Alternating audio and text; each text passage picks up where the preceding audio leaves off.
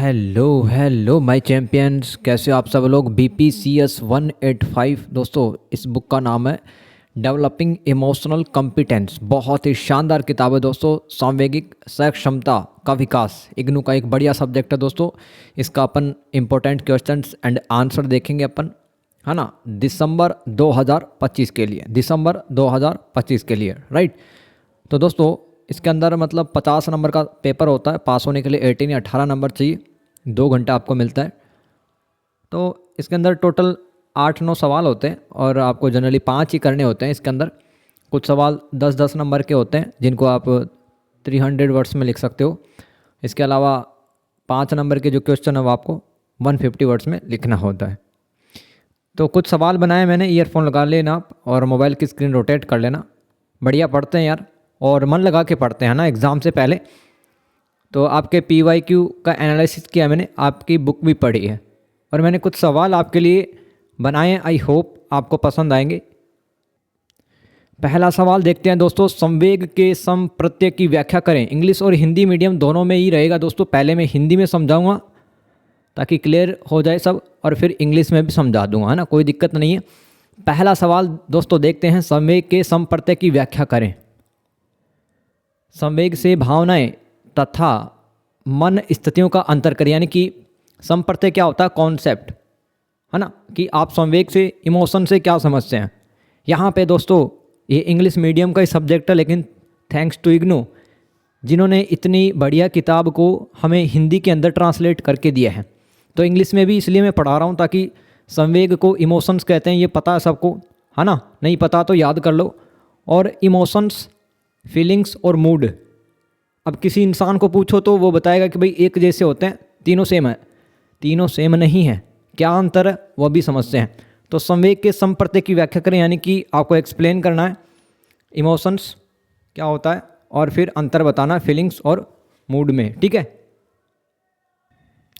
तो दोस्तों संवेग यानी कि इमोशंस क्या है, महत्वपूर्ण घटनाओं या विचारों के प्रति जटिल बहुआयामी प्रतिक्रियाएं होती हैं। यानी कि इसके अंदर बहुत सारे रिस्पॉन्स हो सकते हैं, रिएक्शंस हो सकते हैं, जिनमें व्यक्तिगत परक भावना यानी कि एक इंसान जो फील करता है, शारीरिक परिवर्तन यानी कि हृदय गति में वृद्धि हो सकती है, जैसे कि गली के अंदर अगर मान लो कुत्ते ही पीछे पड़ जाएं अचानक से, तो दोस्तों ये शारीरिक परिवर्तन, बॉडी के अंदर जो चेंज आएगा वो भी एक प्रकार का इमोशंस ही होगा। संज्ञानात्मक मूल्यांकन यानी कि किसी घटना के बारे में हम विचारते हैं।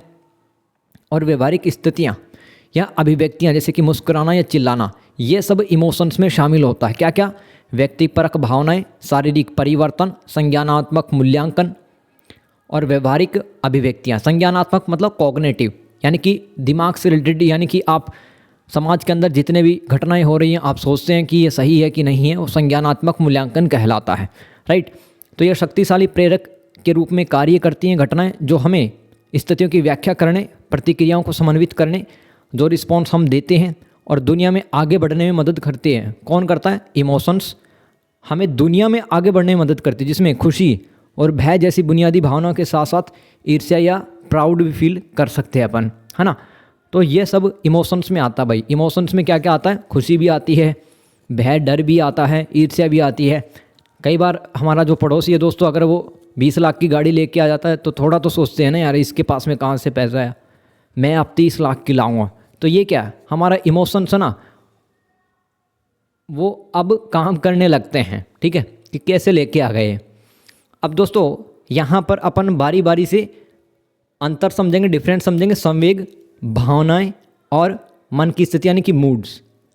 तो देखो इमोशंस अभी बताया है मैंने, किसी उद्दीपन के प्रति तीव्र उद्दीपन क्या होता है, किसी भी जीव में दोस्तों कोई भी भौतिक और रासायनिक परिवर्तन जो होता है वो उद्दीपन कहलाता है, यानी कि स्टिमुलाई इसको बोलते हैं। स्वचालित शारीरिक प्रतिक्रियाएं हो सकती है, जैसे कि हृदय की गति तेज होना, पसीना आना, ये सब इमोशंस हो सकता है। इसका जो टाइम होता है दोस्तों इमोशंस का, बहुत ही मतलब कुछ सेकंड से मिनट तक होता है। इसका कारण कोई विशिष्ट घटना है, उत्प्रेरक हो सकता है। पसीना आना यानी कि मान लो डर लगने लग जाता है, तो हमारा इमोशंस कैसा है, डर का इमोशंस है, उसकी वजह से शरीर में क्या आएगा, पसीना आएगा, राइट। तो कोई विशिष्ट घटना या उत्प्रेरक हो सकता है। उत्प्रेरक यानी कि जो कि इन शारीरिक गतिविधियों की स्पीड तेज कर दे। खुशी, गुस्सा, आश्चर्य, डर, ये इसके एग्जाम्पल हो जाएंगे इमोशंस के।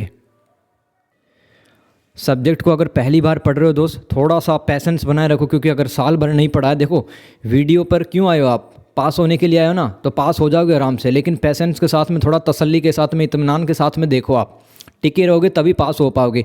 इसी वीडियो को 2-3 बार देख लोगे तो बढ़िया नंबर आएंगे, टेंशन करने की कोई ज़रूरत नहीं है, क्योंकि PYQ में उठा के देखो, आपके गिने चुने सवाल वही आते हैं, वही बार बार रिपीट होते हैं, और वो सारे लिख दिए मैंने, ठीक है।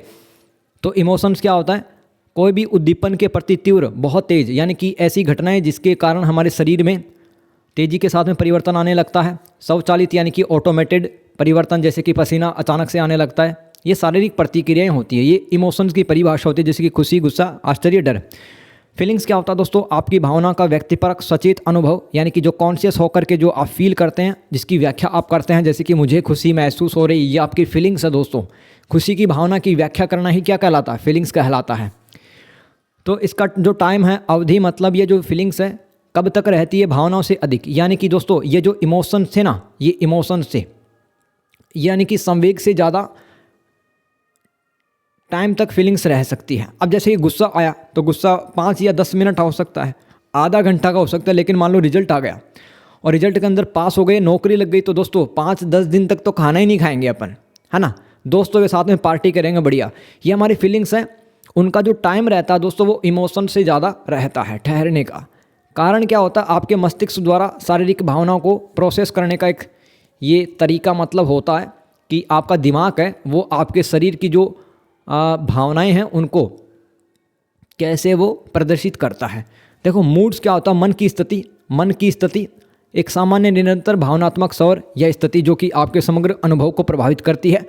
जैसे अच्छा मूड है मेरा या बुरा मूड है, चिड़चिड़ा महसूस कर रहा हूँ या संतुष्ट महसूस कर रहा हूँ, ये मन की स्थिति होती है। लंबे समय तक चलती है दोस्तों, घंटों, दिन या उससे अधिक भी चल सकती है। जैसे कि बॉस ने सैलरी टाइम पे नहीं दी, ठीक है, तो हमारा मूड क्या रहता है, काफ़ी दिनों तक ख़राब रहता है ना, कि यार बॉस वैसे भी ढंग से बात नहीं करता, कंपनी भी अच्छी नहीं है, तो क्यों ना मैं इसको छोड़ ही दूँ फिर, क्योंकि यहाँ पर तो मेरा मूड भी ख़राब रहता है और मुझे सैलरी भी नहीं मिलता है। तो लंबे समय तक जो मन की स्थिति रहती है, हमारे ओवरऑल जो एक्सपीरियंस होता है हमारा, उसी को क्या कहते हैं, मन की स्थिति या मूड कहते हैं। एग्जाम्पल याद रखना, मेरा अच्छा मूड है, बुरा मूड है, या मैं इरिटेट फील कर रहा हूँ, है ना, या मैं सेटिस्फाई हूँ, मैं संतुष्ट हूँ, ये मूड होता है अपना। आगे चलते हैं, इंग्लिश में पढ़ लेते हैं फटाफट से। देखो इमोशंस क्या होता है, आपको कॉन्सेप्ट ऑफ इमोशंस पूछा था। They are complex multifaceted responses to significant internal और एक्सटर्नल इवेंट्स, यानी कि जो बाहर की घटनाएं हैं या फिर शरीर के जो अंदर अपन महसूस करते हैं, ठीक है, उनके कारण से दोस्तों रिस्पॉन्स देता है शरीर। जैसे कि डर लगता है तो पसीना आता है, ये हमारा इमोशंस है। इन्वॉल्विंग सब्जेक्टिव एक्सपीरियंस, यानी कि हर व्यक्ति का जो रिस्पॉन्स है वो अलग हो सकता है, यानी कि कुछ लोगों को अंधेरे से डर नहीं लगता, कुछ लोगों को लगता है, ये सब्जेक्टिव एक्सपीरियंस हो सकता है। साइकोलॉजिकल चेंज भी आते हैं, जैसे कि हार्ट बीट है दोस्तों वो बढ़ जाती है हमारी, and behavioural expressions like smiling और crying that help us interpret and react to the world, serving crucial roles in survival decision making, यानी कि इंसान कैसे जिंदा रहता है इमोशंस के कारण ही, और डिसीजन मेकिंग भी प्रभावित होता है उसका, एंड सोशल कनेक्शन, समाज में रह करके किस तरह से रिलेशनशिप बिल्ड करता है, ये इमोशंस उसके डिसाइड करते हैं।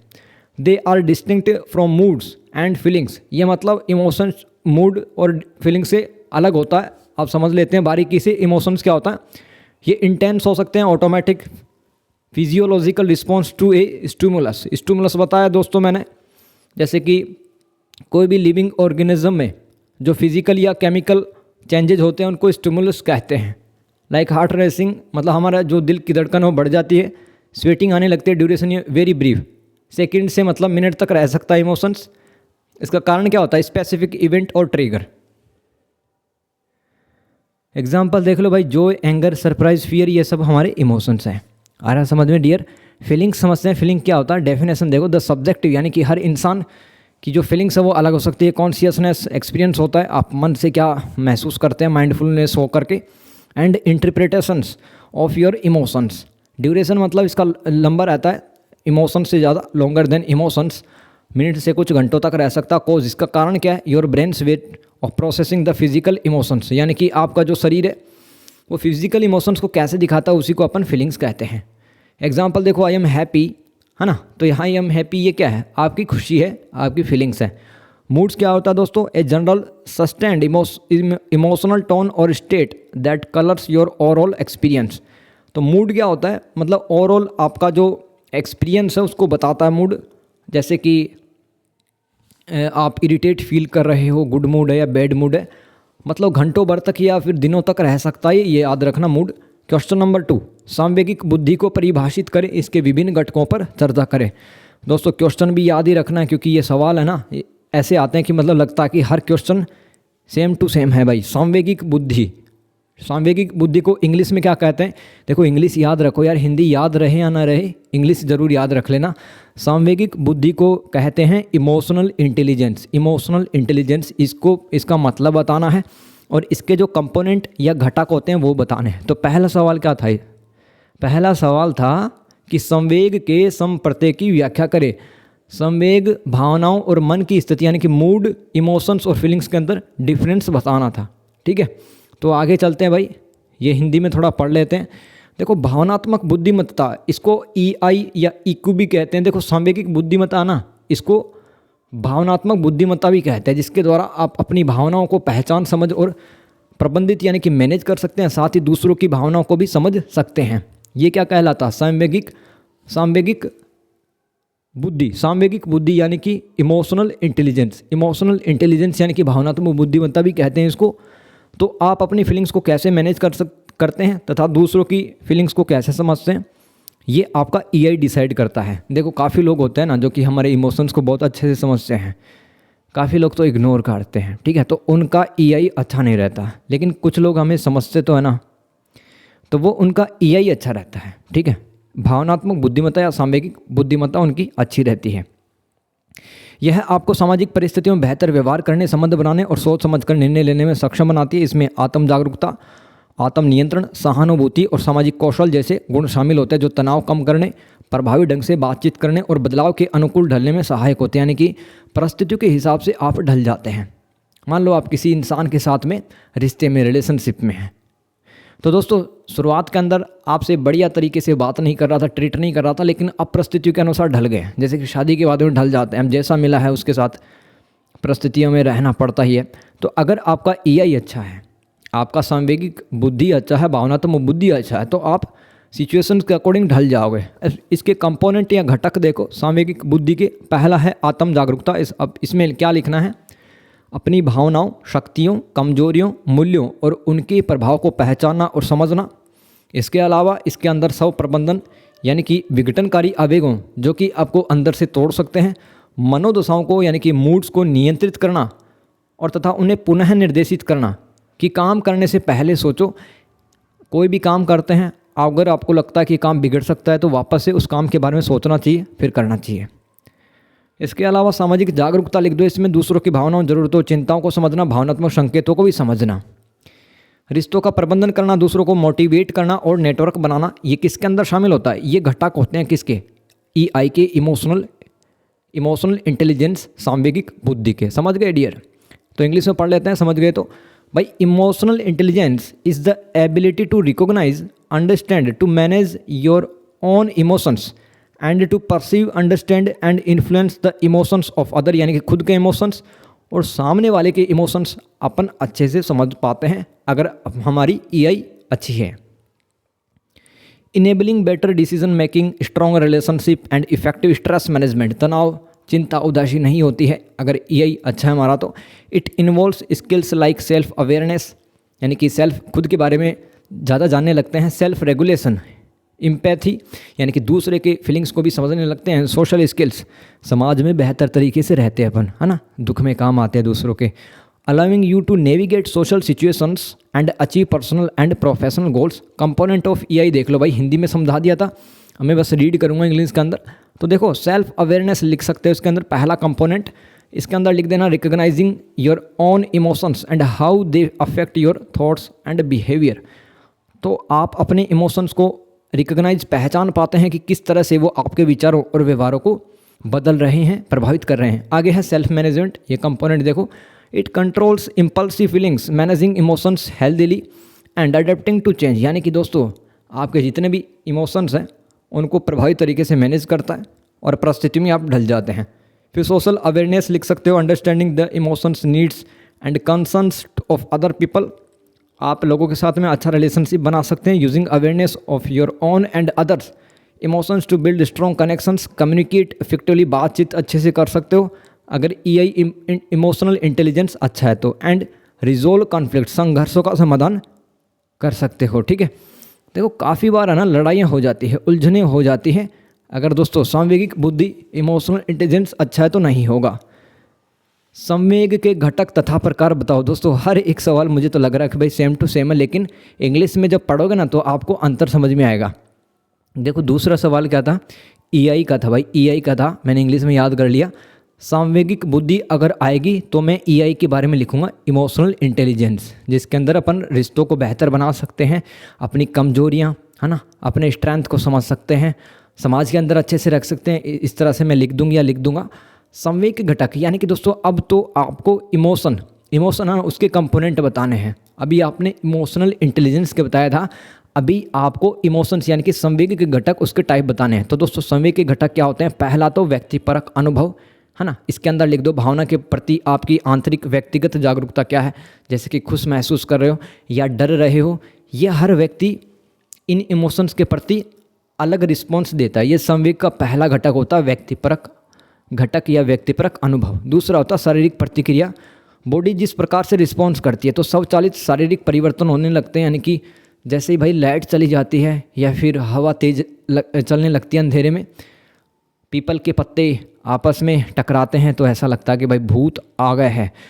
तो बेचैनी सी घबराहट होने लगती है, पसीना आने लगता है। तो इसको कहते हैं स्वचालित शारीरिक परिवर्तन, जिस पे आपका कोई कंट्रोल नहीं है, जैसे हृदय गति में वृद्धि, पसीना आना, हार्मोनल परिवर्तन। स्वायत्त तंत्रिका तंत्र, हमारा जो ऑटोनोमस नर्वस सिस्टम है उसके द्वारा कंट्रोल होते हैं, आप खुद कंट्रोल नहीं करते हो इन शारीरिक परिवर्तनों को। आगे है संज्ञानात्मक घटक, किसी भावना को उत्पन्न करने वाली घटना की आप किस तरह से व्याख्या करते हैं, मूल्यांकन करते हैं, जो उसकी तीव्रता और प्रकार को प्रभावित करता है। अब देखो कुछ भी हो सकता है, जैसे कि ब्रेकअप हो गया, एग्ज़ाम के अंदर फेल हो गए, या फिर घर के अंदर कलेश चल रहा है। तो ये जो घटनाएं हमारी लाइफ में होती है, आप किस तरह से इनको देखते हो, ये भी आपकी जो इमोशंस हैं उसको अफेक्ट कर सकते हैं। तो ये कंपोनेंट हो गया संज्ञानात्मक घटक। अभिव्यंजक व्यवहार, ये कौन सा घटक होता है, चेहरे के हाव भाव, आवाज़ या शारीरिक भाषा, जैसे कि मुस्कुराना, अपने जो आईब्रोज है बोहें चढ़ा लेना, रोना, है ना।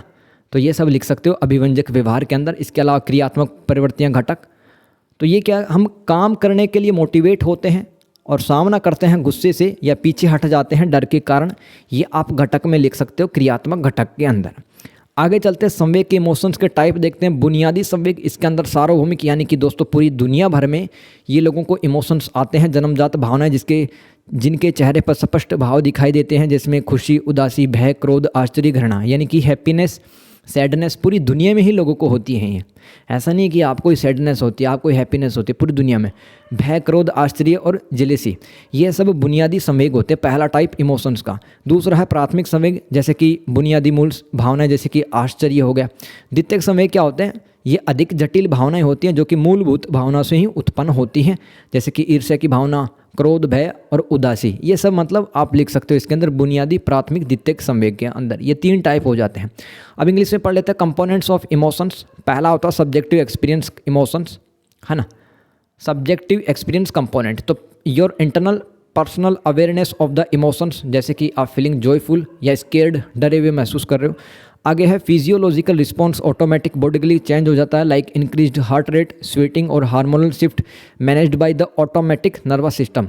तो ऑटोमेटिक नर्वस सिस्टम कंट्रोल करता है हमारे जितना भी फिजियोलॉजिकल रिस्पॉन्स जो होता है, जैसे कि शरीर से पसीना, स्वेटिंग आना, आपके कंट्रोल में नहीं रहता। ये कंपोनेंट है फिजियोलॉजिकल रिस्पॉन्स कंपोनेंट। आगे है cognitive component, your interpretations and evaluation of the event triggering the emotions, यानी कि जो भी आपको इमोशंस आ रहे हैं, जैसे कि गुस्सा है, हैप्पीनेस है, उनको ट्रिगर कौन कर रहा है, आप घटनाओं की व्याख्या किस तरह से करते हैं, ये भी आप लिख सकते हैं इस कंपोनेंट में। आगे है एक्सप्रेसिव बिहेवियर कंपोनेंट। इसके अंदर दोस्तों हम क्या देखते हैं कि outward observable reactions like facial expression, vocalisation और बॉडी लैंग्वेज, जैसे स्माइलिंग, फ्राउनिंग, क्राइंग, तो जैसे कि आपकी आईब्रोज त्योर या ऊपर की तरफ चढ़ जाती है, गुस्सा, है ना, खुशी, हंसना और रोना, ये सब एक्सप्रेसिव कंपोनेंट में लिख सकते हो। एक्सटर्नल टेंडेंसीज कंपोनेंट में क्या लिखोगे? कुछ घटनाएं हमें मोटिवेट करती हैं काम करने के लिए, जैसे कि गुस्सा या डर, है ना, डर के कारण भी अपन तो पढ़ाई कर रहे हैं ना, तो ये हमारा क्या है? इमोशंस के कंपोनेंट है भाई, इमोशंस के कंपोनेंट है।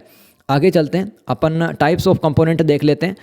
पहला तो बेसिक इमोशंस, है ना, जिसके अंदर happiness, sadness, fear, anger, surprise, disgust, ये सब शामिल होता है। फिर होता है प्राइमरी इमोशन, जिसके अंदर कोर फीलिंग्स होते हैं, जैसे कि सरप्राइज होना। सेकेंडरी इमोशंस के अंदर मिक्स्ड फीलिंग्स आएंगी, मिक्स्ड इमोशंस आएंगे, जैसे कि जीलियसी, है ना, और एंगर फीलिंग्स, सैडनेस, ये सब इसके अंदर लिख सकते हो। अब दोस्तों बहुत ही इंपॉर्टेंट सवाल, IQ और EQ के बीच में संबंध बताइए आप। IQ क्या होता है? हमारा जो बुद्धि होता है, जिससे अपन मैथमेटिक्स सीखते हैं। हम कोई बात तर्क के आधार पर रखते हैं कि मैं इसलिए मार्केट नहीं गया था क्योंकि मैं लेट हो गई थी या लेट हो गया था, ये तर्क करते हैं ना अपन घर वालों से। तो IQ क्या होता है? इंटेलिजेंट क्वोशिएंट इसको बोलते हैं IQ। ये क्या मापता है? तर्क, गणित, भाषा और विश्लेषणात्मक कौशल, यानी कि जो आपका एनालिटिकल स्किल्स है, किसी चीज़ को एनालिसिस, विश्लेषण करते हो, जैसी संज्ञानात्मक क्षमताओं को मापता है IQ। मतलब इसका महत्व क्या है IQ का? सीखने और अकादमिक प्रदर्शन, यानी कि इस कॉलेज के, स्कूल के अंदर आप कितना बेहतर परफॉर्म करोगे, वो IQ बताएगा। और तकनीकी विश्लेषणात्मक कार्यों में सफलता के लिए महत्वपूर्ण है, जैसे कि आपको मैं बोल दूँ पंखा सुधारना है, इसकी मोटर खोलनी है, अगर आपका IQ अच्छा होगा तो आप दोस्तों पंखा खोल भी देंगे, उसको सुधार देंगे, लगा भी देंगे। अब कुछ लोगों को तो घर के अंदर लाइट का बल्ब जो है वो भी चेंज नहीं करना आता, यानी कि उनका IQ कमज़ोर है। और दोस्तों दूसरा होता है EQ, इमोशनल क्वोशिएंट, ये तो पढ़ लिया भाई। ये क्या मापता है? आत्म जागरूकता, आप अपने बारे में कितना अलर्ट, आपको कब गुस्सा आता है, कब खुशी होती है, आप समझ पाते हैं इंसानों को, उनकी फीलिंग्स को, खुद की फीलिंग्स को। आत्म नियंत्रण, सहानुभूति, सामाजिक कौशल और दूसरों की भावनाओं को समझने के लिए ये EQ है, बड़ा काम का है ये EQ, इसलिए है इमोशनल क्वोशिएंट। तो दूसरों की भावनाओं को समझने की क्षमता को मापता है EQ। इसका महत्व क्या है भाई? नेतृत्व, टीम वर्क, संचार, संघर्ष समाधान, यानी कि जो लड़ाइयाँ हो जाती है, कन्फ्लिक्ट रेजुलेशन में हेल्प करता है EQ। और जीवन में बेहतर समायोजन, यानी कि एडजस्ट हम करते हैं लाइफ में। क्यों महत्वपूर्ण? करियर में सफलता के लिए अक्सर IQ से ज़्यादा EQ है। दोस्तों विकास दिव्यकीर्ति जी का नाम सुना होगा, तो वो भी यही कहते हैं भाई, IQ तो चलो ठीक है, IQ कम रह जाए तो कोई दिक्कत नहीं, लेकिन EQ बढ़िया होना चाहिए, है ना। EQ अच्छा रहेगा तो हम पार्टनर के साथ में भी अच्छे से रह सकेंगे, माँ बाप के साथ में भी अच्छे से रह सकेंगे, हमारे दोस्तों के साथ में भी अच्छे से रह सकेंगे। भाई IQ और EQ के बीच में क्या संबंध है? ये विरोधी नहीं है, ये कॉम्प्लीमेंट्री, यानी कि EQ हेल्प करता है IQ में। जिस इंसान के पास IQ भी है और EQ भी है वो सक्सेसफुल होगा। ये एक दूसरे को ऑपोजिट या विपरीत नहीं है, दोनों ही जीवन के विभिन्न क्षेत्रों के लिए सफलता के लिए महत्वपूर्ण। उच्च IQ वाला व्यक्ति अभ्यास से EQ विकसित कर सकता है और उच्च EQ वाले लोग अनुभव से अपने IQ को बढ़ा सकते हैं। समझ में आ गया? बहुत ही ज़बरदस्त लाइन पड़ी है भाई, दिन की आज सबसे ज़्यादा। अगर मान लो मैं कमज़ोर हूँ, मुझे कुछ नहीं आता, ठीक है, मैं बैक बेंचर हूँ, मुझे कुछ नहीं आता, तो मेरा IQ 0 है मान लो, लेकिन मेरा EQ अच्छा भाई, मेरे अच्छे दोस्त हैं, है ना, मैं अपना काम बना लेता हूँ, तो मैं क्या कर सकता हूँ? एक्सपीरियंस से, अनुभव से मैं क्या बढ़ा लूँगा? अपना IQ बढ़ा लूँगा। और संतुलन की भी आवश्यकता है एक सफल जीवन में दोस्तों। IQ आपको क्या करना है ये बताता है, और EQ क्या बताता है? कैसे करना है, इस काम को कैसे करना है ये EQ बताता है। और IQ क्या होता है? इसको क्या करना है, मतलब इसे क्या करना है। कार्यस्थल में जहाँ पर आप काम करते हैं, उच्च IQ वाले लोग तकनीकी समस्या को हल कर सकते हैं, जैसे कि आप मशीन सुधार रहे हो, गाड़ी चला रहे हो, है ना। तो कार्यस्थल में, ऑफिस में आप अच्छे से काम कर लोगे IQ अगर अच्छा है। जबकि उच्च EQ वाले लोग टीमों को प्रभावी ढंग से प्रबंधित करते हैं, यानी कि जो मैनेजर वगैरह लोग होते हैं, बॉस होते हैं, है ना, बड़ी कंपनियों के मालिक होते हैं, वो उनका EQ अच्छा रहता है। तो ज़रूरी है एक इंसान का EQ भी अच्छा हो और IQ भी अच्छा हो। अब IQ पढ़ लेते हैं इंग्लिश के अंदर। It measures cognitive abilities such as reasoning, mathematics, language and analytical skills. समझा दिया मैंने, बस रीड कर रहा हूँ मैं। IQ क्या होता है? Intelligence quotient. तो इंपॉर्टेंस क्यों है रखता है ये? Important for learning, academic performance and success in technical analytical task. EQ क्या होता है? Emotional quotient. तो it measures self awareness, self control, empathy, social skills and the ability to understand the emotions of others. ये important क्यों है EQ आज के time पे? It important for leadership, team work, communications, conflict resolutions and good adjustment in life, often considered more important than IQ for career success. यानी कि career में सफलता प्राप्त करनी है, आगे बढ़ना है कैरियर के अंदर, तो दोस्तों IQ से ज़्यादा EQ अच्छा होना चाहिए आपका। तो क्या संबंध है दोनों के अंदर, IQ एंड EQ के अंदर? ये दोनों कॉम्प्लीमेंट्री है, नॉट एंटागोनिस्टिक, यानी कि एक दूसरे के विपरीत नहीं है, कॉम्प्लीमेंट्री है। यानी कि IQ जिसके पास में वो EQ थोड़ा सा बढ़ा ले और EQ ज़्यादा है वो IQ को भी बढ़ा ले तो दोनों मतलब वो इंसान सफल हो जाएगा। These are not opposite, both are important for success in different areas of life. People with high IQ can develop EQ through practice and people with high EQ can increase their IQ through experience. तो मैंने वही कहा, जिसके पास में IQ ज़्यादा है वो EQ को प्रैक्टिस के थ्रू बढ़ा सकते हैं, लेकिन जिसकी बुद्धि कमज़ोर है लाइक मी, है ना, तो मैं क्या दोस्तों एक्सपीरियंस के साथ में तो पढ़ा रहा हूँ आपको। मेरा ऐसा थोड़ी है कि बहुत ज़्यादा दिमाग है, नहीं, मैं एक ही चीज़ को बहुत बार रीड कर लेता हूँ, एक्सपीरियंस इतना हो जाता है तो IQ बढ़ जाता है उस इंसान का, है ना। तो EQ तो है ही भाई अपना अच्छा, और बैलेंस ज़रूरी है ज़िंदगी के अंदर। IQ और EQ के अंदर वही सक्सेसफुल हो पाएगा। इस तरह से लिख देना आप, जहाँ पे वर्क प्लेस कंपनी ऑर्गेनाइजेशन में हमें IQ और EQ दोनों ही चाहिए होता है, अगर आप बॉस बनना चाहते हैं या एम्प्लॉय भी हैं तो भी। क्वेश्चन 5, संवेगिक सक्षमताओं का अर्थ बताकर विद्वान गोलमैन द्वारा दिए गए संवेगिक सक्षमता मॉडल पर चर्चा करें। दोस्तों संवेगिक सक्षमता क्या मतलब क्या होता है? Define emotional competencies, define emotional competencies. ध्यान रखना भाई, इंग्लिश में भी रटो क्योंकि हर सवाल है उसकी लैंग्वेज एक जैसी लग रहा है। संवेगिक सक्षमता, इमोशनल कॉम्पिटेंसीज। और गोलमैन ने क्या बताया था भाई? इमोशनल कॉम्पिटेंस ऑफ गोलमैन, ये मॉडल दिया था विद्वान गोलमैन ने कि जो इमोशनल कॉम्पिटेंस होता है वो क्या चीज़ है। एक मॉडल दिया था विद्वान गोलमैन ने, वो भी पढ़ेंगे। लेकिन चौथा सवाल रट लेते हैं क्योंकि दोस्तों हर सवाल तो एक जैसा ही लग रहा है भाई। IQ और EQ था, तीसरा क्या था जो हमने याद किया भाई? संवेग के घटक और प्रकार थे। चलो याद कर लिया अपन ने, है ना। तो चलो भाई पढ़ते हैं ये इमोशनल कॉम्पिटेंसेस क्या होता भाई, है ना। तो दोस्तों सकारात्मक परिणामों के लिए स्वयं और दूसरों की भावनाओं को प्रभावी ढंग से पहचानने, समझने और उनको मैनेज करने और उपयोग करने के कौशल को हम क्या कहते हैं? संवेगिक सक्षमता, इमोशनल कॉम्पिटेंसेस, है ना। इसमें आत्म जागरूकता, आत्मनियंत्रण, सहानुभूति, सामाजिक कौशल शामिल है जो रिश्तों को संभालने, लक्ष्यों को प्राप्त करने में सहायक होते हैं। ये भावनात्मक बुद्धिमत्ता पर आधारित सीखी हुई क्षमताएं हैं जो व्यक्तिगत कल्याण, नेतृत्व, कार्यस्थल पर सफलता के लिए महत्वपूर्ण है और चुनौतीपूर्ण परिस्थितियों में हमें क्रिएटिव रिस्पॉन्स देने में सक्षम बनाती है। यानी कि अगर हमारे पास में इमोशनल कॉम्पिटेंसेज है तो हम जिंदगी में कभी घबराएंगे नहीं, हम अपना वेलफेयर यानी कि व्यक्तिगत कल्याण कर सकेंगे, लीड कर सकेंगे। अगर आपको एक टीम का बॉस बना दिया जाता, मैनेजर बना दिया जाता, तो भी आप लोगों को डील करेंगे, उनको मैनेज करेंगे। तो ज़िंदगी में सफलता के लिए दोस्तों इमोशनल कॉम्पिटेंसेज भी होना ज़रूरी है। यानी कि किस तरह से अपने आप भावनाओं को मैनेज कर पाएंगे, वो संवेगिक सक्षमता कहलाती है।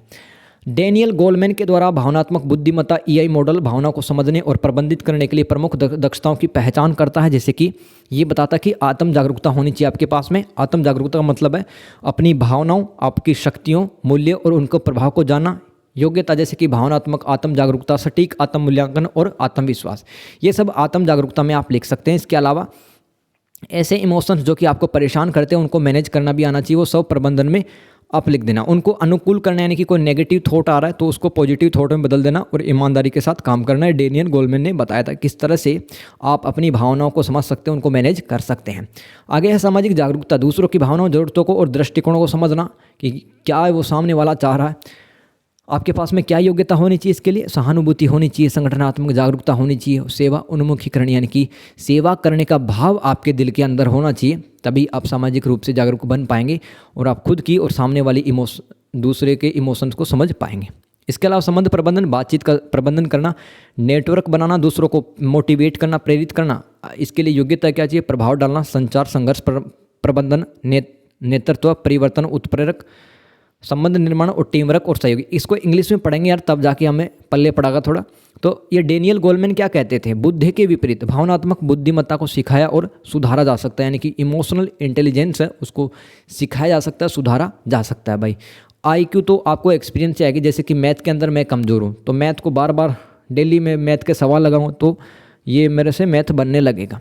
आगे चलते तो emotional competencies are the skills to recognise, understand, manage and use your own and others emotions effectively for positive outcomes. यानी कि सकारात्मक परिणामों के लिए और खुद की फीलिंग्स और सामने वाले के जो इमोशंस फीलिंग्स हैं उनको समझ पाएँ अपन, वो क्या कहलाता है? इमोशनल कॉम्पिटेंसीज, तो इट इनकम्पास यानी कि इसमें शामिल होता है सेल्फ अवेयरनेस, रेगुलेशन यानी कि इमोशंस को मैनेज करना, इम्पैथी दूसरों की भावना को समझना, and social skills to navigate relationship and achieve goals. They are learned abilities rooted in emotional intelligence crucial for personal wellbeing, leadership and work place success, enabling constructive response in challenging situation. तो दोस्तों emotional competency जो होता है वो हमें challenging situations के अंदर खुद की भावनाओं को नियंत्रित करने, मैनेज करने में मदद करता है। डैनियल गोलमैन ने एक मॉडल बताया था दोस्तों, जैसे कि उसने बताया किस तरह से आप अपनी फीलिंग्स को, इमोशंस को मैनेज कर सकते हैं।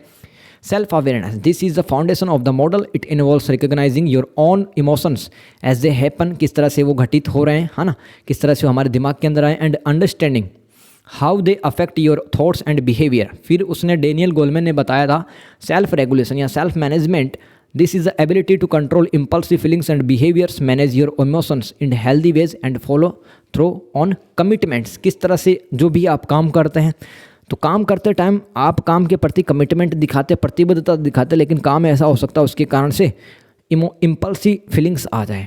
ठीक है, तो उन फीलिंग्स को कैसे आप मैनेज करेंगे वो डैनियल गोलमैन ने बताया था कि आप है वो मैनेज करना सीखो इनको। आगे है सोशल अवेयरनेस, तो this involves the ability to understand the emotions, needs and concerns of the other people, pick up on emotional cues मतलब संकेत, इशारा, and feel comfortable socially. So सामाजिक रूप से जो जागरूकता है वो भी होनी चाहिए, जिससे कि अपन रिलेशनशिप बिल्ड कर सकते हैं सोसाइटी वालों के साथ में। की कॉम्पिटेंसी इन्होंने बताया था कि इम्पैथी एंड ऑर्गेनाइजेशनल अवेयरनेस आपके पास में होनी चाहिए, तभी आप सोशल अवेयरनेस को अच्छे से इम्प्रूव कर पाओगे। की कॉम्पिटेंसीज, रिलेशनशिप मैनेजमेंट क्या होता है दोस्तों, सोशल स्किल्स इनका अंदर शामिल हो जाएगा। This is the ability to develop and maintain good relationship, communicate clearly, inspire and influence others, work well in a team and manage conflict. तो डैनियल गोलमैन ने आपको बताया था कि आप अपने जो इमोशंस हैं उनको मैनेज करके आप सोसाइटी के अंदर अपना जो रिश्ते हैं लोगों के साथ में वो सुधार सकते हो। और अगर एक टीम में काम करते हो, एक टीम में वर्क करते हो, तो वहाँ पे भी अपने कलीग्स के साथ में आप बेहतर संबंध बना सकते हैं। क्वेश्चन नंबर 6, संवेगिक क्षमता को बेहतर बनाने में संज्ञानात्मक पुनः संरचना और समायोजित रणनीति के योगदान की व्याख्या करें। How cognitive reconstructing and coping strategies can help in developing emotional competencies. तो दोस्तों संवेगिक क्षमता, अभी आपने सीखा कि किस तरह से चैलेंजिंग सिचुएशंस में, जो विषम परिस्थितियाँ ज़िंदगी के अंदर आती हैं, कठिन हालात जब आ जाते हैं, तब हम अपनी फीलिंग्स को कैसे मैनेज कर सकते हैं, इमोशंस को कैसे मैनेज कर सकते हैं, वो क्या कहलाता है, संवेगिक सक्षमता। तो इसको बेहतर बनाने में संज्ञानात्मक पुनः संरचना और समायोजित रणनीति यानी कि जो कॉग्निटिव रिकंस्ट्रक्शंस जो होता है और कोपिंग स्ट्रेटजी किस तरह से हेल्प करता है। तो संज्ञानात्मक पुनः गठन और मुकाबला करने की रणनीतियाँ सीधे तौर पर इस बात पर ध्यान देकर भावनात्मक क्षमता विकसित करने में मदद करती हैं कि किस तरह से व्यक्ति विचारों का प्रबंधन करते हैं और तनाव पर प्रतिक्रिया देते हैं। तो किस तरह से सिचुएशन को देखते हैं और जो भी स्ट्रेस आता है उन पर कैसा रिस्पॉन्स देते हैं। संज्ञानात्मक पुनर्गठन क्या होता है, वह प्रक्रिया जिसमें तर्कहीन या अनुपयोगी विचारों को पहचाना, चुनौती देना और उन्हें अधिक संतुलित या यथार्थवादी विचारों से बदलना शामिल होता है। तो जैसे कि मुझे सोच आ रहा है कि यार एग्ज़ाम के अंदर क्या होगा क्या होगा क्या होगा, तो ऐसे जो नेगेटिव टाइप के थॉट्स हैं ना, मैं बदल दूंगा, यार जो भी होगा ना अच्छा ही होगा, भगवान ने मेरे लिए अच्छा ही लिखा होगा, और मैं वीडियो देखूंगा 2-4 बार तो मैं बेटर तरीके से लिख पाऊंगा। मतलब इस तरह से जो नेगेटिव थॉट्स होते हैं उनको आप पॉजिटिव थॉट्स में बदल देते हैं। ये संज्ञानात्मक पुनर्गठन में आप लिख सकते हैं। यथार्थवादी का मतलब होता है रियलिस्टिक थॉट्स, है ना, जो वास्तविक आपके विचार हैं, जैसे कि ज़िंदगी के अंदर जो भी होना है ना वो देखा जाएगा, यार मैं लड़ूंगा, अंत तक लड़ूंगी। यह प्रक्रिया निम्नलिखित तरीकों से भावनात्मक क्षमता का निर्माण करती है, जैसे कि यह व्यक्तियों को उनके विचारों, भावनाओं और व्यवहारों के बीच सीधा संबंध पहचानने में मदद करता है। ये नकारात्मक विचार पैटर्न को बदलकर व्यक्ति अपनी भावनात्मक प्रतिक्रियाओं पर अधिक नियंत्रण प्राप्त करते हैं, जिससे कष्टदायक भावनाओं की तीव्रता और अवधि कम हो जाती है।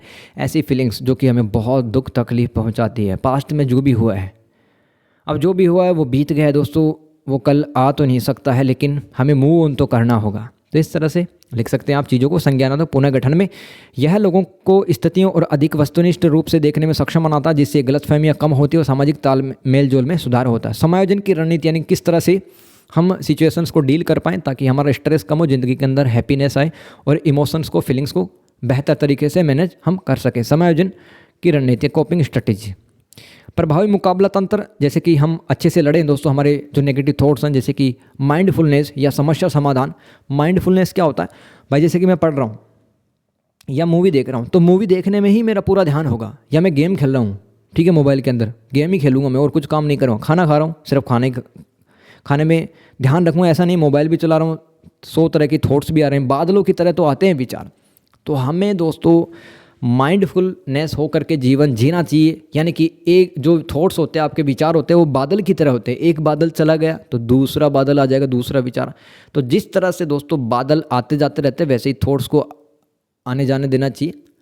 ऐसा नहीं कि हर थॉट्स को अपन खाना दे रहे हैं, नहीं तो दोस्तों आप विचारों की श्रृंखला बन जाती है, ट्रैप है वो थॉट्स का, उसके अंदर फंस जाते हैं अपन, तभी तो सर दर्द होने लगता है। तो माइंडफुलनेस या समस्या समाधान तनाव के शारीरिक और मनोवैज्ञानिक प्रभावों को कम करने में मदद करता है। भावनात्मक अतिभार को रोकते हैं, यानी कि बहुत ज़्यादा इमोशनल हो जाते हैं काफ़ी बार अपन, है ना, भावुक हो जाते हैं। स्वस्थ मुकाबला करने की रणनीतियों को नियमित रूप से अपनाने से व्यक्तियों को प्रतिकूल परिस्थितियों से अधिक प्रभावी ढंग से उभरने में मदद मिलती है। यानी कि जो नेगेटिव सिचुएशंस आती हैं, अगर इन सिचुएशंस में एक व्यक्ति अपने नेगेटिव थॉट्स को बदल देता है पॉजिटिव थॉट्स से, तो उनका समग्र भावनात्मक लचीलापन मजबूत होता है। यानी कि परिस्थितियों के हिसाब से वो अपने फीलिंग्स को, थॉट्स को ऑब्जर्व कर पाते हैं, ज़िंदगी को अच्छे से जी पाते हैं। यह व्यक्तियों को चुनौतियों का सामना करते समय आवेगी या विनाशकारी प्रतिक्रियाओं के बजाय रचनात्मक कार्यों को चुनने में मदद करता है। अब जैसे कि बहुत ज़्यादा गुस्सा आ रहा है, दोस्त ने गलत कर दिया आपके साथ में, तो इसी विचार को बदल दो, चलो यार मैं माफ़ कर देता हूँ उसको, है ना, मैं भी शांति से रहता हूँ, वो भी शांति से रह लेगा, जिससे रिश्तों और व्यक्तिगत कल्याण में बेहतर परिणाम मिलते हैं। तो दोस्तों ये कौन सा सवाल है, ये है भाई सांवेगिक सक्षमता को बेहतर बनाने में संज्ञानात्मक पुनः संरचना और समायोजित रणनीति के योगदान की चर्चा करें। ये था भाई, है ना। तो इंग्लिश में पढ़ लेते हैं। Cognitive restructuring and coping strategies help develop emotional competence by directly addressing how individual manage thoughts and respond to stress. तो तनाव को, स्ट्रेस को किस तरह से अपन रिस्पॉन्ड करते हैं, ये स्ट्रेटजीज हमारी हेल्प करता है। कॉग्निटिव रिस्ट्रक्चरिंग क्या होते हैं? Cognitive restructuring is the process of identifying, challenging and replacing irrational और unhelpful thoughts with more balanced realistic ones. यानी कि दोस्तों अगर कोई बहुत ज़्यादा इरिटेट करता है थॉट, इरेशनल है, कोई तर्क नहीं है उसके अंदर, कोई अनहेल्पफुल थॉट है, तो उसको बदल देते हैं अपन बैलेंस थॉट के साथ में। This process builds emotional competence by, कैसे मतलब बिल्ड करता है इमोशंस को?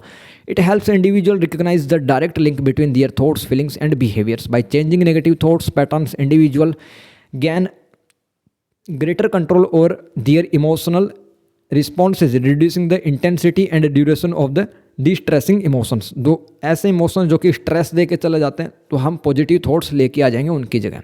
It enables people to view situations more objectively, which reduces misunderstandings and improve social interactions। Coping strategy क्या है? जिससे अपन स्ट्रेस कम कर सकते हैं और फीलिंग्स में, इमोशंस पे ज़्यादा कंट्रोल रख सकते हैं। Effective coping mechanism such as mindfulness और प्रॉब्लम सॉल्विंग हेल्प मिटिगेट का मतलब होता है प्रभाव कम होना, by physiological and psychological impact of stress, preventing emotional overload, regularly employing healthy coping strategy. यानी कि नियमित रूप से अगर आप इन समायोजन की रणनीतियों को, कोपिंग स्ट्रेटजी को अपनाते हैं, तो ये हेल्प करेंगी।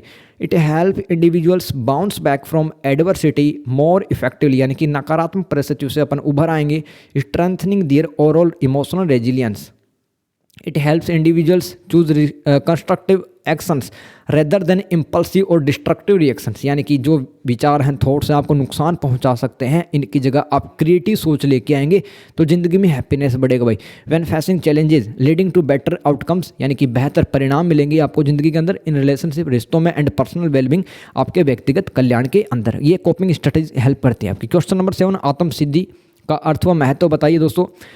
सेल्फ एक्चुअलाइजेशन क्या होता है और इसका क्या इंपॉर्टेंस है दोस्तों, है ना। देखो हिंदी में थोड़ा सा अजीब सा लग रहा होगा, इंग्लिश में पढ़ लेना भाई, तभी कह रहा हूँ इंग्लिश में भी याद करो और हिंदी में भी याद करो। कम से कम क्वेश्चन जो है, जिसका हिंदी मीडियम हो, कम से कम क्वेश्चन तो इंग्लिश में याद कर ले, क्योंकि हर सवाल दोस्तों एक जैसा ही लग रहा है ना।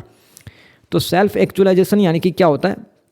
इसको आत्म साक्षात्कार भी कह सकते हैं। तो आत्म सिद्धि मानव मनोवैज्ञानिक विकास का एक शिखर होता है जो व्यक्ति की पूर्ण क्षमता, प्रतिभा और उद्देश्य की प्राप्ति का प्रतिनिधित्व करता है। जैसे बुनियादी जरूरतों सुरक्षा, प्रेम, सम्मान से आगे बढ़कर व्यक्तिगत विकास, तृप्ति यानी कि सेटिस्फाई हो जाता है एक व्यक्ति अपनी लाइफ से, रिश्तों से, आत्म अभिव्यक्ति को प्राप्त करता है। जो इंसान कहना चाहता है वो कह पाता है क्रिएटिव वे से।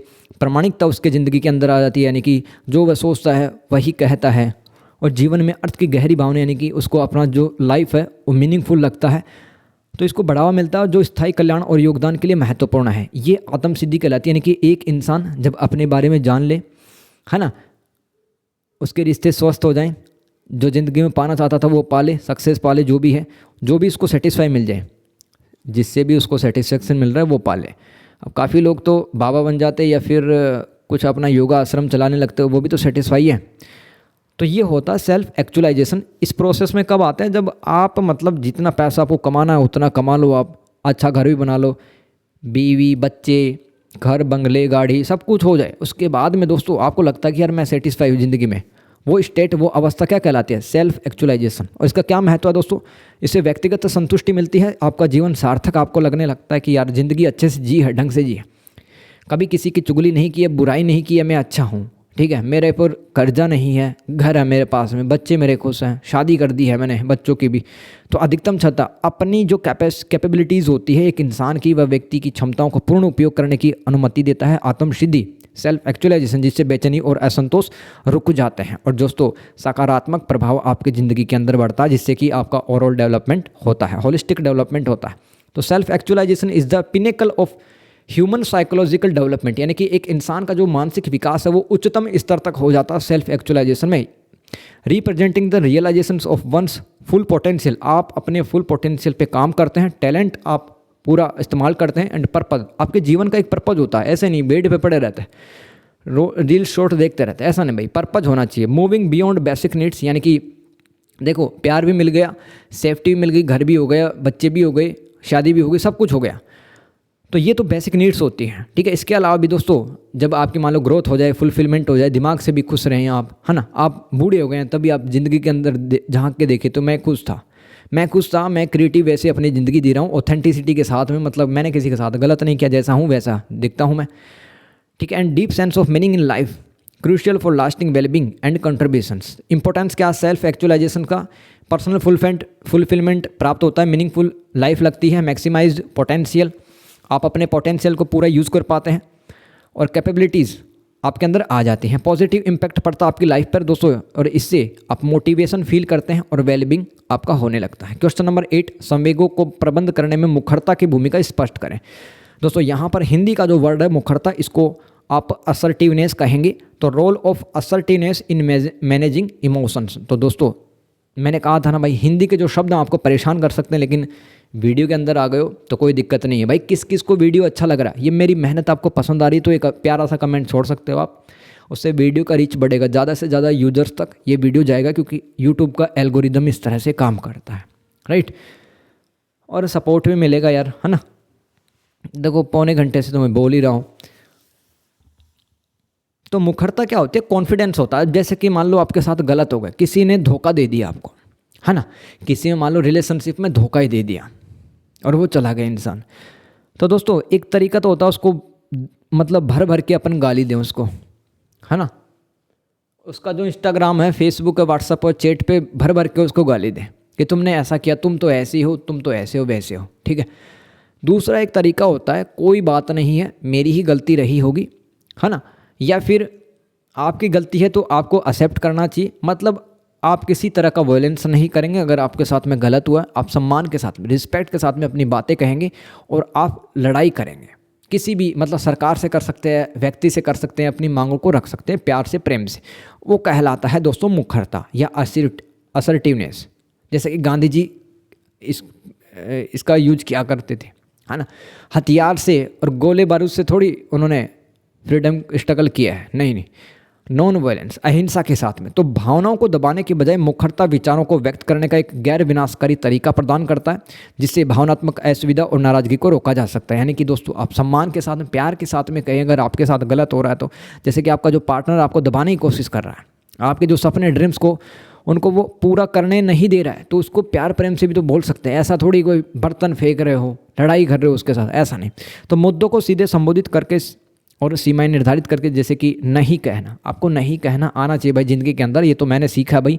आप आक्रामक प्रतिक्रिया यानी कि एग्रेसिव रिस्पॉन्ड देने के बजाय तनाव और क्रोध को ट्रिगर करने वाली स्थितियों को नियंत्रित करते हैं। यानी कि किन चीज़ों की वजह से आपको गुस्सा आता है, किन चीज़ों की वजह से आपको स्ट्रेस होता है, उसको रिड्यूस कर दो आप ज़िंदगी के अंदर। अपने आप को प्रामाणिक रूप से व्यक्त करना और आपकी भावनाओं को और ज़रूरतों को मान्यता देना, जिससे आत्मविश्वास बढ़ता है। दोस्तों, ये मुखरता का मतलब होता है आत्मविश्वास, ये समझो आप। और आपको अधिक नियंत्रण का एहसास होता है अपने इमोशंस पे। यह पारस्परिक लाभ वाले समाधान खोजने में मदद करके असहमति को दूर करने में सहायक होता है, जिससे रिश्तों में मजबूत विश्वास और कम तनाव पैदा होता है। यह निष्क्रियता जैसे कि दूसरों को निर्देश देना और आक्रामकता जैसे कि शत्रुतापूर्ण हमले के बीच का मध्यम मार्ग है। ठीक है, तो ये बीच का रास्ता होता है। ऐसा भी नहीं कि आप बेड पे पड़े हुए दूसरों ने गलत कर दिया फिर भी उसको कुछ कह नहीं रहे हो, नहीं। बीच का तरीका भाई, बोलना तो है आपको लेकिन प्यार प्रेम से बोलना है, रिक्वेस्ट करनी है, या फिर मतलब कम से कम हिंसा का सहारा या वॉयलेंस का सहारा नहीं लेना है। इससे स्वस्थ भावनात्मक प्रतिक्रियाओं को बढ़ावा मिलता है। भाई कितनी शानदार किताब है यार इग्नू की, क्या क्या सीखने को यहाँ पे मिल रहा है ना। पढ़ाने में भी अच्छा लगता है भाई, मैंने तो पहली बार पढ़ी ये चीज़ें। तो instead of bottling up feelings, assertiveness provides a non-destructive way to voice thoughts, preventing emotional discomfort and resentment by addressing issue directly and setting boundaries। Boundary set कर देना भाई, नहीं इससे ज़्यादा नहीं। मतलब अगर आपके दोस्त है स्मोकिंग के लिए करे कि नहीं मैं स्मोकिंग नहीं करता, भाई बाउंड्रीज आपने सेट कर ली है। घर मुझे जाना भाई शाम के 6 बजे, तो शाम के 6 बजे जाऊँगा। You manage situation that trigger stress and anger, आप उन सिचुएशंस को दबा देते हैं, है ना। मुखरता किस तरह से हेल्प करती है इमोशंस को कंट्रोल करने के लिए, वही तो पढ़ रहे हैं। तो आप जिन परिस्थितियों से आप परेशान हो जाते हैं, स्ट्रेस तनाव आ जाता है, उन परिस्थितियों को कम कर दें रेदर देन आप रिएक्ट करें एग्रेसिवली, आक्रामक तरीके से लड़ाई कर ले सामने। नहीं, आपको गुस्सा अगर आ रहा है, तनाव जिस परिस्थितियों से आ रहा है भाई उसी को हटा दो आप।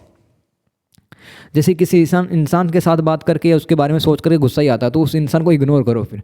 तो expressing yourself authentically validates your feelings and needs, increasing confidence and making you feel more in control. It helps you navigate disagreements by seeking win win solutions. तो दोस्तों हर सिचुएशंस में आपकी जीत होगी क्योंकि आप अपनी इमोशंस पे कंट्रोल पा रहे हैं, leading to stronger trust and less drama in relationship. It's the middle ground between passivity and aggression, promoting healthier emotional responses. तो क्वेश्चन नंबर 9, स्वयं के संवेगों को प्रबंध करने में आत्मनियंत्रण की भूमिका का विश्लेषण करें। भाई एक जैसा लग रहा है सब कुछ, है ना, तो दिमाग घूम रहा है भाई यहाँ पर। तो इसलिए मैं कह रहा हूँ कि 2-3 बार वीडियो देख लेना। स्वयं के संवेगों यानी कि खुद के जो दोस्तों इमोशंस होते हैं उनको कंट्रोल करने में आत्मनियंत्रण की भूमिका का विश्लेषण करें। How self control plays a central role in managing one's emotions. एक व्यक्ति के जो इमोशंस होते हैं, गुस्सा, खुशी, सरप्राइज हो जाता है, तो ऐसे इमोशंस को मैनेज करने में सेल्फ कंट्रोल क्या रोल प्ले करता है वो पढ़ेंगे अपन। आत्मनियंत्रण की भूमिका संवेगों को प्रबंध करने में। आगे चलते हैं, आत्मनियंत्रण की भूमिका पढ़ लें। भाई यह आपको जो आत्मनियंत्रण होता है, सेल्फ कंट्रोल, अपनी भावना को आप पहचानने लगते हैं, उन्हें नियंत्रित करने की क्षमता देता है ताकि आप आवेश में आकर अनुचित प्रतिक्रिया ना दें। यानी कि दोस्तों अगर आप अलर्ट हैं, अगर आपको अपने ऊपर सेल्फ कंट्रोल है तो दोस्तों आप भावनाओं के अंदर नहीं बहेंगे, कुछ भी नहीं बकेंगे। काफ़ी लोग गाली वगैरह तक निकाल देते हैं लड़ाई वगैरह में, पार्टनर एक दूसरे को मारपीट करने लगते हैं। तो ये जो सेल्फ कंट्रोल है आपको नियंत्रित करने की क्षमता देता है ताकि आप आवेश में आकर अनुचित प्रतिक्रिया न दे बल्कि सोच समझकर जवाब दें। लक्ष्य प्राप्ति। आत्मनियंत्रित व्यक्ति भविष्य के लक्ष्य को पाने के लिए वर्तमान के तात्कालिक सुखों का त्याग कर सकते हैं जिससे वे सफल हो सकते हैं। यानी कि दोस्तों तात्कालिक सुख क्या, अभी सर्दी पड़ रही है तो यार गाजर का हलवा चाहिए, रजाई चाहिए भाई, सोना है वो हमें बहुत अच्छा लगता है, लेकिन दोस्तों आने वाले टाइम पर कितना नुकसान हो सकता है आपके सोने से। तो अगर सेल्फ कंट्रोल है, नहीं यार मैं पढ़ूंगी, मैं कुछ काम करूंगी, पेंटिंग बना लूँगी या कुछ भी कर लूँगी, लेकिन सोऊंगी तो नहीं कम से कम की। तो ये जो इस तरह की जो चीज़ें हैं इस पर कंट्रोल कर पाते हैं आप, बेटर डिसीजन ले पाते हैं आप, अधिक तर्कसंगत निर्णय ले पाते हैं सेल्फ कंट्रोल है तो, जिससे कि जीवन में पॉजिटिव रिजल्ट्स आपको मिलते हैं। इसके अलावा स्ट्रेस को मैनेज कर पाते हैं, रिश्तों में सुधार हो पाता है, आंतरिक शक्ति आपकी बढ़ती है, दिमागी रूप से आप मजबूत हो जाती है और बाहरी बाधाओं पर आपका कम असर होता है। कोई भी आपको परेशान करने की कोशिश कर रहा है, अगर सेल्फ कंट्रोल है तो दोस्तों आप टिके रहेंगे, आप बाउंड्री सेट कर देंगे उसके लिए। तो सेल्फ कंट्रोल किस तरह से रोल प्ले करता है इमोशंस को मैनेज करने के लिए, तो अवेयरनेस एंड रिस्पॉन्स ये लिख देना। This gives you the ability to recognize your emotions such as anger, frustration and control them so that you don't react impulsively, यानी कि एग्रेसिव तरीके से आप चीज़ों का जवाब नहीं देंगे, बट रेदर रिस्पॉन्ड थॉटफुली, यानी कि सोच समझ करके आप जवाब देंगे अगर सेल्फ कंट्रोल है तो। Self controlled individuals can sacrifice immediate pleasures to achieve future goals which makes them successful. इसके अलावा it controls emotions, allow you to think clearly and make better more rational decision, तार्किक रूप से मतलब दिमाग लगा करके डिसीजन लेंगे, leading to positive outcomes in life. It increases the ability to cope up with stress and difficult situations, thereby reducing symptoms of anxiety and depressions. Self-control helps you get along with others, build stronger relationship, and increase your sense of self-esteem. It makes you mentally stronger and you are less affected by external obstacles. बाहर के जो जितने रुकावटें हैं, external obstacles का मतलब बाहरी रुकावट है, उससे कम असर पड़ेगा अगर सेल्फ कंट्रोल है तो, allowing you to live a more disciplined life. दोस्तों क्वेश्चन नंबर 10 हिंदी में भी समझा रहा हूँ, इंग्लिश में भी समझा रहा हूँ। कौन कौन पहली बार पढ़ रहा है, किसको अच्छा लग रहा है पढ़ना, बढ़िया से फीडबैक दे रहा है ज़रूर, है ना। पहला है दोस्तों आत्म जागरूकता और सामाजिक जागरूकता। सेल्फ अवेयरनेस और सोशल अवेयरनेस क्या होती है, सब जागरूकता पढ़ लो या आत्म जागरूकता, इसकी परिभाषा पढ़ लो। अपनी भावनाओं, विचारों, अभिकारकों, शक्तियों और कमजोरी को पहचानने की क्षमता होता है सेल्फ अवेयरनेस, यानी कि आप अपने बारे में कितना जागरूक हैं, आप अपने फीलिंग्स को, थॉट्स को, आप अपने वीकनेस को, आपके जितने भी ताकतें हैं, शक्तियाँ, स्ट्रेंथ है, उसको पहचान पाएँ, ये सेल्फ अवेयरनेस होता है। 5 नंबर का सवाल है, 5 नंबर का सवाल आ सकता है ये। और इसमें आप और भी लिख सकते हो, अपने स्वयं के कैरेक्टर को समझना, आप भावनाओं पर कैसे रिस्पॉन्स देते हैं वो भी आप समझ जाते हैं। आलोचना किए जाने पर खुद को रक्षात्मक महसूस करते हुए देखना और इसके कारण का पता लगाना, यानी कि दोस्तों किसी की अगर अपन कुछ क्रिटिसाइज़ कर रहे हैं, ठीक है, तो हम हमारी इमोशंस को कैसे देख रहे हैं, दूसरे की बुराई तो कर रहे हैं लेकिन क्यों करते हैं बुराई, अपने आप को श्रेष्ठ दिखाने के लिए।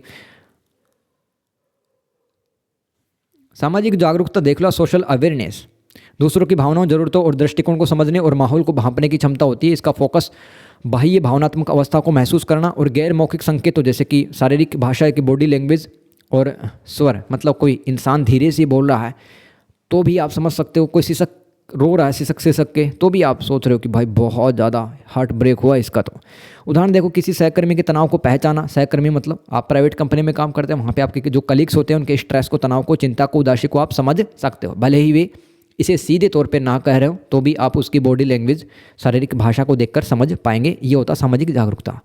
तो इंग्लिश में पढ़ लो, self awareness, the ability to recognize your own emotions, thoughts, triggers, strengths and weaknesses. ये फोकस कहाँ पे करता है self awareness, internal understanding your own character and how you respond to feelings. Example देखो, noticing you feel defensive when criticized and identifying why. Social awareness क्या होता है, the ability to understand the emotions, needs and perspective of others and to read the room. माहौल को समझने के लिए social awareness चाहिए कि आप किस तरह से महसूस कर रहे हैं, लोग आपके बारे में क्या सोच रहे हैं। इसका फोकस होता है external sensing emotions states, interpreting non verbal cues, body language, tone and understanding social structure. तो दोस्तों सोशल अवेयरनेस अगर है, सामाजिक जागरूकता है, तो हम सामने वाला कुछ कह भी नहीं रहा तो भी उसका जो भाव है हम समझ पाते हैं। जैसे कि कोई कंधे झुकाए हुए हैं, गर्दन लटकाए हुए हैं, तो हम सोच लें कुछ ना कुछ तो दिक्कत है इसके साथ, जैसे कि मम्मी समझ जाती है, बेटा बोलो क्या दिक्कत है। तो ये है सोशल अवेयरनेस। तो इट रिकग्नाइज ए कलीग्स, जैसे एग्जांपल देखो, recognising a colleague is stressed about A deadline even if they aren't saying it. यानी कि दोस्तों बॉस ने कहा था 7 दिन के अंदर काम कर देना, 7 दिन के अंदर तो काम नहीं हुआ तो वो स्ट्रेस में आ गया है, लेकिन बोल नहीं पा रहा आपसे, लेकिन आप समझ तो गए हो ना, क्योंकि वो उदास चेहरा लेके बैठा हुआ है। ये सोशल अवेयरनेस कहलाएगी। आत्मनियंत्रण विकास की रणनीति, strategies for developing self control. खुद पे कंट्रोल पाने के लिए दोस्तों कौन कौन सी रणनीति, स्ट्रेटजी होती है वो समझेंगे। तो पहला है दोस्तों लक्ष्य निर्धारण और योजना, गोल सेटिंग एंड प्लानिंग। सबसे पहले तो आप ये तय कर ले कि आपको बुरी आदतें कौन सी छोड़नी है, जैसे कि स्मोकिंग छोड़नी है ना, वाइन छोड़नी है, फिर गेमिंग छोड़नी है, कुछ भी। इसके अलावा पर्यावरण को संशोधित करना, सिचुएशनल मॉडिफिकेशंस, यानी कि दोस्तों आप उन जगहों को छोड़ दें जहाँ पर आप गलत आदतों में फंसे हुए हैं। जैसे कि घर में जंक फूड ना रखना, काम करते समय फ़ोन को दूर रखना। इस तरह से बाहरी जो पर्यावरण है, इन्वायरमेंट है, उसी को चेंज कर दें आप। उस जगह पे ना जाना जहाँ पर आप गलत काम करते हैं। मानसिक और भावनात्मक तरीके, मेंटल एंड इमोशनल टेक्निक्स, तो जैसे कि अपन मेडिटेशन कर सकते हैं, प्रेयर कर सकते हैं, मन को शांत करने के लिए और विचारों को फिर से केंद्रित करने के लिए ध्यान और प्रार्थना करते हैं। आगे चलते हैं अभ्यास और मॉड्यूलेशन। इसके अंदर छोटे छोटे कदम हम उठाते हैं अपने आत्म नियंत्रण को मांसपेशी की तरह प्रशिक्षित करें। इनके दोस्तों जिस तरह से भाई डंबल उठा के हम बाइसेप्स ट्राइसेप्स लगाते हैं, है ना, इनको मजबूत करते हैं, बाइसेप ट्राइसेप्स के मसल्स को डोले शोले बनाते हैं, वैसे ही सेल्फ कंट्रोल, है ना, सेल्फ कंट्रोल हमें करना चाहिए। सामान्य अभ्यास भी कर सकते हो, जैसे कि इंतजार करना सीखें, आत्म जागरूकता, अपनी भावनाओं को और व्यवहारों पर नज़र रखें, देखें कि आपके लक्ष्य को किस तरह से प्रभावित कर रही हैं आपकी भावनाएं। तो दोस्तों इस तरह से हम क्या कर सकते हैं, खुद पे कंट्रोल पा सकते हैं। ये टेक्निक्स होती हैं। आगे चलते हैं, इंग्लिश में पढ़ लेते हैं। पहला, गोल सेटिंग एंड प्लानिंग। तो आप क्लियर गोल सेट कर लो, और सिचुएशन मॉडिफिकेशन इसके अंदर मैंने बता दिया है कि आप उन सारी सिचुएशंस को एलिमिनेट कर दो जो कि आपको मतलब आपकी इमोशंस फीलिंग्स को बिगाड़ देती हैं। आप इन्वायरमेंट को चेंज कर दो, जैसे कि जंक फूड रखा हुआ घर के अंदर उसको फेंक दो, और इसके अलावा जो फ़ोन है वो काम करते टाइम नहीं चलाना चाहिए। और मेंटल एंड इमोशनल टेक्निक्स क्या होती है, प्रेयर करना, मेडिटेशन करना, आंख बंद करके अपने ब्रीदिंग पे ध्यान देना, सांस ले रहे हैं, छोड़ रहे हैं, इनहेल एंड एक्सेल। तो इससे क्या होता है, दिमाग शांत होता है, सेल्फ कंट्रोल बढ़ता है। प्रैक्टिस एंड मॉड्यूलेशन, ये क्या होता है, छोटे छोटे स्टेप लो। जिस तरह से मसल्स आप डेवलप करते हो मांसपेशी, वैसे ही दोस्तों सेल्फ कंट्रोल भी डेवलप किया जा सकता है। आगे चलते हैं, जनरल प्रैक्टिस कर सकते हो, लर्न टू वेट और सेल्फ अवेयरनेस, ये आप डेवलप कर सकते हो। मैस्लो का आवश्यकता पदानुक्रम भाई बहुत ही ज़्यादा इंपॉर्टेंट है, ये पूछा गया है। मैस्लो का हायरार्की ऑफ नीड्स क्या है। देखो इंसान का है ना, देखो इसके अंदर एक इंसान है, वो एक ट्रायंगल, एक पिरामिड पे चढ़ रहा है ऊपर। देखो नीचे क्या हुआ है, नीचे क्या लिखा हुआ है, फिजियोलॉजिकल, यानी कि उसकी बेसिक नीड्स होती हैं। फिर सेफ्टी को पूरा करता है वो, फिर वो चाहता है कि मुझे भी कोई प्यार करे, है ना, बिलोंगिंगनेस चाहता है, वो लव चाहता है। उसके बाद में दोस्तों एस्टीम और फिर सेल्फ एक्चुअलाइजेशन, यानी कि एक विकास करने का तरीका है ना। आवश्यकताओं का ये पदानुक्रम सिद्धांत कहलाता है, विद्वान मैस्लो के द्वारा दिया गया था कि एक एक इंसान करके मतलब एक एक आवश्यकता पूरी करना चाहता है इंसान। जैसे कि मास्लो की आवश्यकताओं का पदानुक्रम सिद्धांत अब्राहम मास्लो द्वारा 1943 में प्रस्तावित एक मनोवैज्ञानिक सिद्धांत है जो इंसानों की आवश्यकताओं के 5 स्तरीय मॉडल के माध्यम से मानव प्रेरणा की व्याख्या करता है कि इंसान को मोटिवेशन क्यों मिलता है, जिसे अक्सर पिरामिड के रूप में दिखाया जाता है। इसके 5 स्तर होते हैं पदानुक्रम, यानी कि इस हायरार्की। इंसान को मोटिवेशन कहाँ से मिलता है, तो पहला है दोस्तों शारीरिक आवश्यकता है। भाई पहले मतलब पहले स्टेज में दोस्तों इस पिरामिड के इस त्रिभुज में पहले बेस पर आधार पर देखें तो दोस्तों शारीरिक आवश्यकता पूरी करना चाहता है इंसान। तो जैसे कि हवा, भोजन, पानी, आश्रय यानी कि घर या शेल्टर, वस्त्र और नींद, ये बेसिक फैसिलिटीज़ होती हैं। सुरक्षा संबंधी आवश्यकता भी हो सकती है। देखो शारीरिक आवश्यकता जब पूरी हो गई ना तो इंसान किस पे शिफ्ट कर जाता है, सुरक्षा संबंधी आवश्यकताओं पे, यानी कि वो दूसरे सीढ़ी पर चढ़ जाएगा, समझ गए, इस ट्रायंगल पे। तो अब वो जीवन में व्यवस्था करेगा, यानी कि नौकरी काम धंधे का जुगाड़ करेगा। और नियंत्रण की आवश्यकता, यानी कि अपने जीवन पे कंट्रोल पाने की कोशिश करेगा, जैसे कि अपने शरीर की सुरक्षा, वित्तीय सुरक्षा, स्वास्थ्य और भावनात्मक स्थिरता शामिल है। फिर दोस्तों जैसे ही उसकी सुरक्षा संबंधी आवश्यकता पूरी हो गई, सेफ्टी नीड्स पूरी हो गई, फिर वो लव चाहता है, बिलोंगिंगनेस, यानी कि प्रेम और अपनेपन की आवश्यकता उसको महसूस होती है, वो साथी ढूंढता है, मित्रता, फ्रेंडशिप करता है और पारिवारिक बंधन में बढ़ जाता है और आत्मीयता दिखाता है।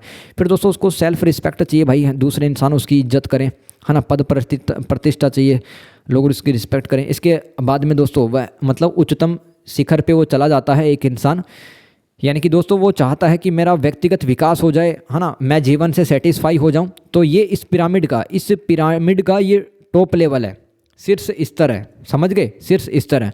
तो आगे चलते हैं, मतलब इंग्लिश में पढ़ लेते हैं। Maslow's hierarchy of needs is a physiological theory proposed by Abraham Maslow in 1943 that explains human motivation through a five tier model of human needs, यानी कि एक इंसान को मोटिवेशन कहाँ से मिलता है, 5 स्तरीय मॉडल बताया था, often depicted as a pyramid, यानी कि दोस्तों पिरामिड के जरिए उन्होंने दिखाने की कोशिश की थी किस तरह से इंसान मोटिवेट होता चला जाता है, एक स्टेज पार करके वो दूसरी स्टेज में जाना चाहता है। तो आगे चलते हैं दोस्तों, 5 लेवल्स कौन से हायरार्की के।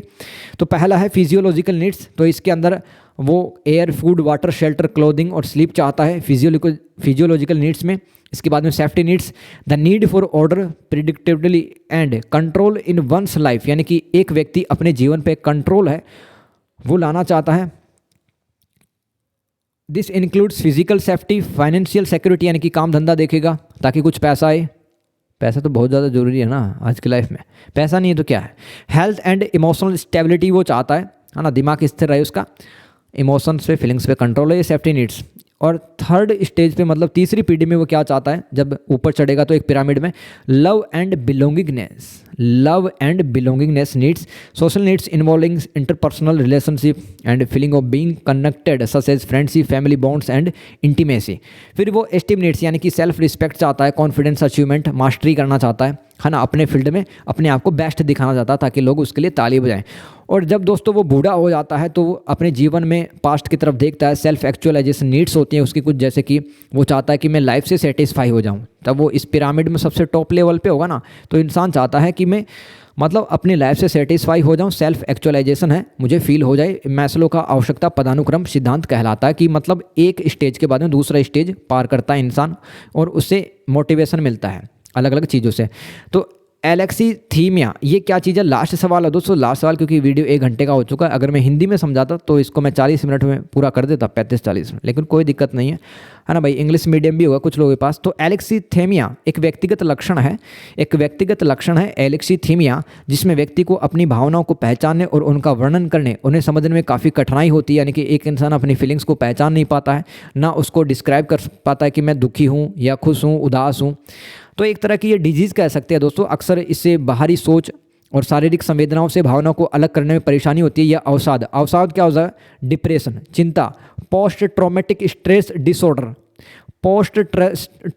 स्ट्रेस डिसऑर्डर यानी कि जिसको PTSD कहते हैं। क्या होता है? जैसे कि मान लो आप युद्ध लड़ने चले गए, ठीक है, युद्ध लड़ने चले गए, आप घायल हो गए और आपके घर वाले भी दुखी हो गए। तो दोस्तों पास्ट के अंदर कुछ ट्रॉमा हुआ था ना, आपके पास में घटना हुई, तभी तो आप हाथ पैर आपके डैमेज हो गए। ये कहलाता है ऐसा सदमा पोस्ट ट्रॉमेटिक स्ट्रेस डिसऑर्डर।